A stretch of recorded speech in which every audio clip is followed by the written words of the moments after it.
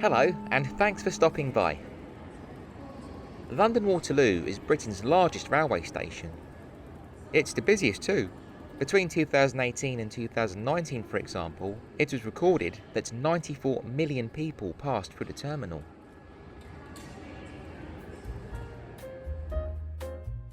This mighty building, which has considerably morphed and expanded over the years, dates back to 1848, after the London and South Western Railway Company decided to extend northwards from their original terminus at Nine Elms, which had opened 10 years previously.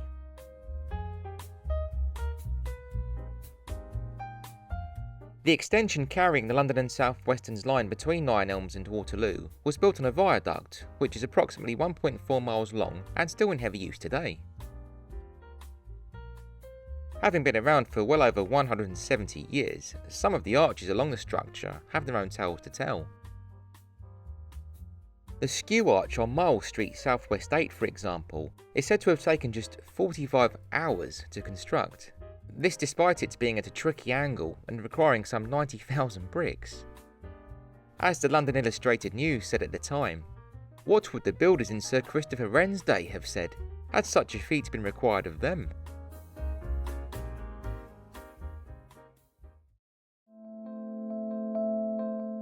Many decades later, Arch 103 on Tinworth Street would be caught up in a far darker story, for it was to hear on the afternoon of the 12th of August 1966 that Harry Roberts, John Duddy and John Whitney sped in their clapped-out old Vanguard van after murdering 3 police officers, David Wombwell, Christopher Head and Geoffrey Fox.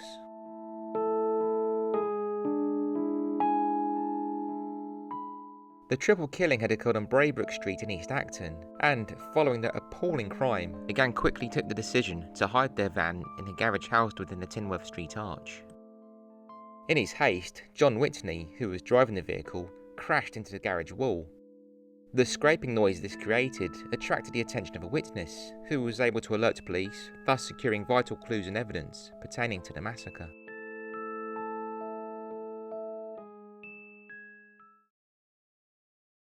Like the viaduct leading into it, Waterloo Station itself is also perched above ground level on a large network of arches. The reason for this is that the site chosen for the new station in the 1840s consisted of marshland, and the engineers had to find a way to avoid the building from sinking. The old boggy terrain is referenced in 2 street names close to Waterloo, Upper Marsh and Lower Marsh.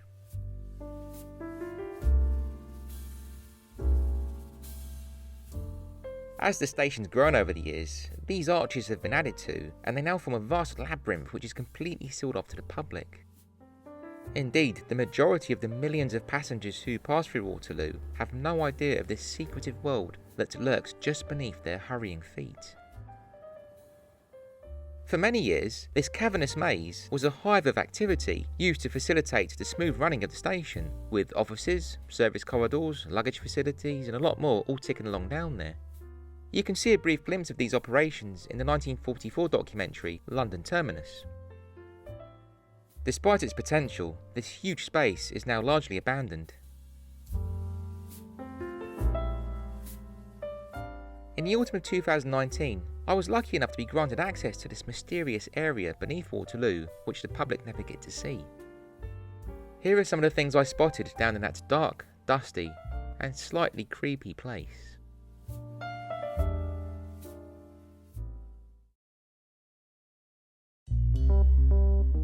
Before venturing into Waterloo's real depths, I was taken along this corridor. This was once open to the public as a pedestrian subway, but it now lies silent and empty, while the rest of the station continues to bustle above.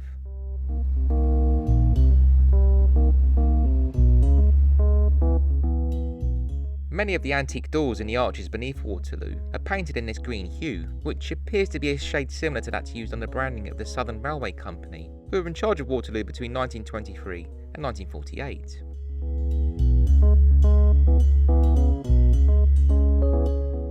This old shovel, which has been dumped in a corner for goodness knows how long, also dates from the Southern Railway era. If you look carefully on the handle, you can see the initials SR.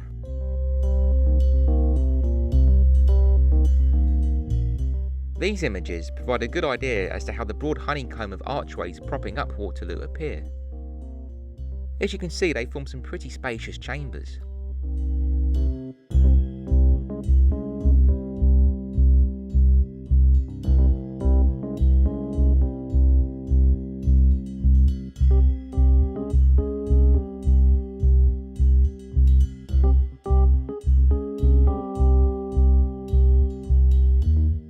During the First World War, an area beneath the terminal was fortified in order to provide storage for important government documents.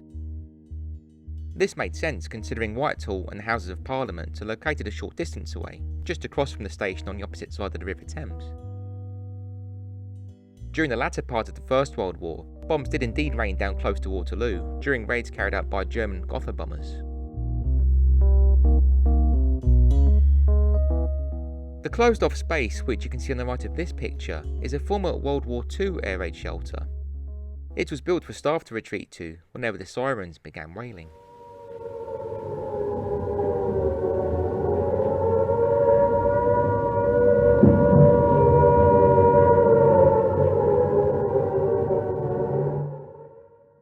By the way, you can see an old air raid siren still in situ just outside of Waterloo. It's perched beside the track that runs between Charing Cross and Waterloo East. I believe this example dates from after World War II and was installed to sound a warning in the event of flooding, or, more chillingly, a nuclear attack. If you have any thoughts or information on this old siren, please do let me know in the comments, as I'd be fascinated to know more. Waterloo was a rather gloomy place during the Second World War. Due to blackout precautions, the sprawling glass roof had to be painted black, and at night time the station was bathed in a dim, eerie blue light. To help passengers find their way through the dark, the steps outside the main entrance were painted in a black and white checkerboard pattern. The station also suffered significant bomb damage. On the 23rd of June 1943, for instance, a V-1 rocket exploded outside the York Road entrance, killing 6 people. The blast also ripped the roofs off of 2 buses and destroyed tracks, rolling stock, and a number of offices.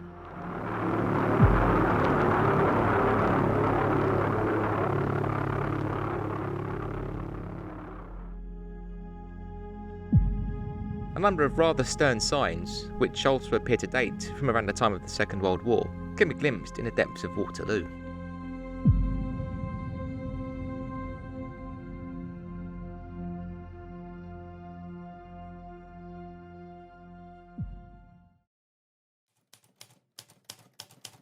The derelict area within this arch was once a large typing pool, which would have rang to the clack-clack-ping of typewriters.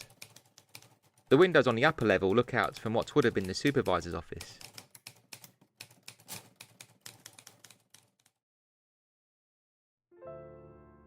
Here are some grim old toilet cubicles, which clearly ceased to be of use many years ago. Almost all of the lavatories beneath Waterloo were designated for male staff. The example shown in this image is one of the very few that are set aside for female employees.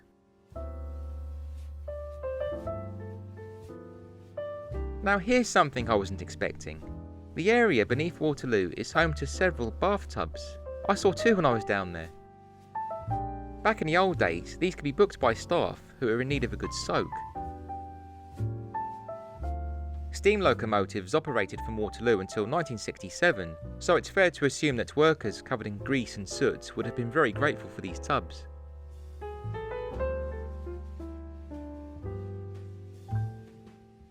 For many years, the arches beneath Waterloo provided an important social hub for staff. Several bars serving alcohol were located down there, and this old wallpaper is all that's left of one of them. I was told that this particular establishment was used by the British Transport Police.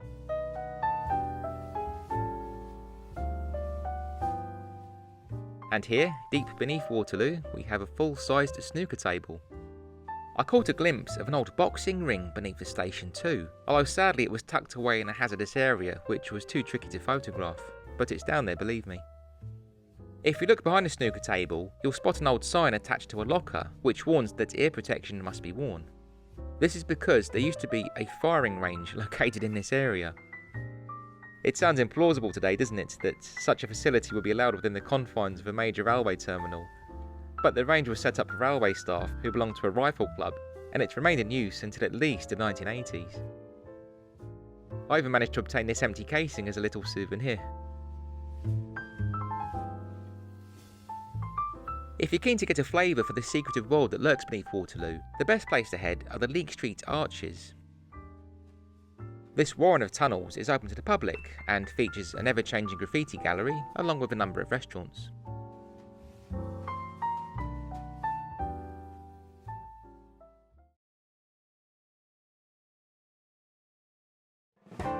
Thank you so much for watching. I hope you enjoyed this peek beneath Waterloo. If you've ever worked at Waterloo Station yourself or had experience of its off-limit areas, I'd be fascinated to hear your memories. Please let me know in the comments.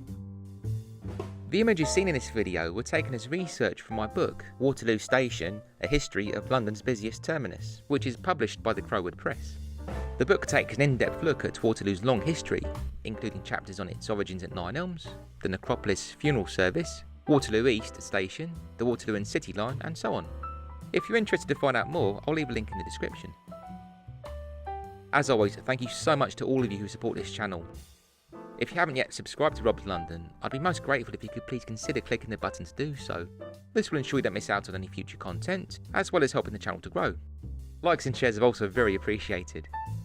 And if you'd like to receive a notification whenever I publish a new video, please be sure to click the bell icon. If you're after more London-based content in the meantime, please be sure to head on over to my website, robslondon.com. I also have an Etsy store, Rob's Online Designs, where you'll find an array of London-themed merchandise. Links are all in the description. For now, thanks again friends, stay well and stay tuned.